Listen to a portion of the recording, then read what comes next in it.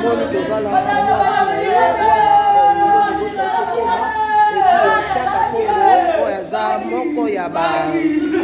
journaliste artiste à danger asa komite awa donc toza déjà na mwasi ya Papa Guy Mario donc en fait tolakisa bino na kati ya chaîne na biso ndeni Papa Guy Mario abandaki kosouffrir lelo nzambe asaki grâce na ye na hôpital donc eza pasi donc voilà nous sommes là vous allez voir déjà yakufi na hôpital TVS awa tomoni artiste journaliste ya baartiste à danger vie Chaka Congo azawa donc vie Chaka Congo bonjour oui tomoni oza moko olobelaka mpona baartiste à danger toyebi ke tozalaki na yo na makambo nyonso to Papa Guy Mario akomaki malade en tout cas osalaki okokaki kosala lelo tomoni Papa Guy Mario akufi awa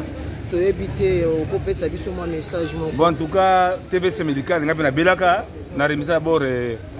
hôpital TVC médical soki yango te nde